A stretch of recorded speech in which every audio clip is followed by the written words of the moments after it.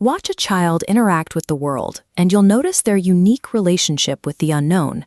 If they don't know the answer, they will take a chance. They are not frightened of being wrong. Because of that fearlessness, children possess a capacity for innovation that most adults have lost. Now, being wrong isn't the same thing as being creative, but originality requires a willingness to fail. If you're not prepared to be wrong, you can never arrive at a truly new idea. Yet by the time most kids grow up, they lose that capacity. They become frightened of making mistakes. We run our companies this way, stigmatizing errors, and we have built national education systems where mistakes are viewed as the worst thing a person can make. Pablo Picasso once said that all children are born artists. The problem is remaining an artist as we grow up. We don't grow into our creativity. We are educated out of it. This pyramid illustrates a hierarchy of subjects found in every public education system on Earth. At the very top are mathematics and languages. In the middle are the humanities. And sitting at the absolute bottom, everywhere you go, are the arts. There isn't an education system on the planet that teaches dance every day the way we teach mathematics. As children grow, we educate them progressively from the waist up, eventually focusing almost entirely on their heads, and slightly to one side. If an alien were to visit and look at who succeeds in this system, they would conclude that the purpose of public education is to produce university professors. In this model, the human body is viewed as a transport device for the head, a way to get the brain to the next meeting. To understand why our schools operate this way, you have to look back to the 19th century. Before then, there were no real systems of public education. They were invented specifically to meet the labor needs of the Industrial Revolution.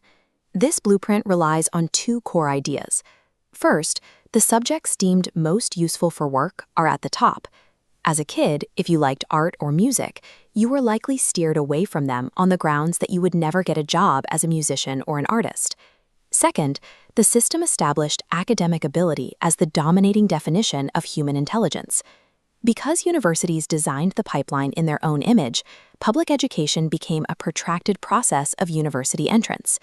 The human consequence is that many brilliant, creative people think they are not smart. Because the thing they were good at in school wasn't valued, their talents were effectively stigmatized. We have built a system that mines our minds the same way we strip mine the earth for a single commodity. We ruthlessly extract one narrow form of academic ability while discarding the rest of human capacity. In the 1930s, 8-year-old Jillian Lynn was considered a failure by her school. They wrote to her parents saying she had a learning disorder because she couldn't sit still and was constantly fidgeting. By their standards, she was a problem to be solved. Her mother took her to a specialist. After listening to her mother's concerns, the doctor turned on a radio and left Jillian alone in the room. From the hallway, they watched as she immediately began to move to the music. The doctor turned to her mother and said, "Jillian isn't sick, she's a dancer." He told her mother to take her to a dance school. For the first time, Jillian was in a room full of people who were just like her, people who had to move in order to think. They processed the world through ballet, tap, and jazz. Jillian eventually joined the Royal Ballet and went on to choreograph some of the most successful musical theater productions in history, including Cats and Phantom of the Opera. She gave pleasure to millions and became a multimillionaire. But in a modern, rigid classroom, that same child might have been put on medication and told to calm down. Her distinct genius would have been silenced to fit the system. The old industrial structure is currently shifting beneath our feet. We are facing a massive demographic explosion and a transformation in how technology affects work, rendering the 19th century model obsolete. According to UNESCO, more people worldwide will graduate through education in the next 30 years than since the beginning of history. This volume has broken the old promise that a degree guarantees a job. We are seeing a process of academic inflation. Jobs that previously required a bachelor's now demand a master's, and others require a PhD. The structural value of a standard degree is being pulled out from under the students. We are educating children for a future that no expert can accurately predict. Children starting school today will retire in the year 2065, yet we have no clue what the world will look like in just 5 years. To face this future, we must expand our definition of intelligence to recognize that it is diverse, dynamic, and distinct. It is not a single academic track, but a broad spectrum of human capacity. Consider the corpus callosum, the thick shaft of nerves connecting the two halves of our brain.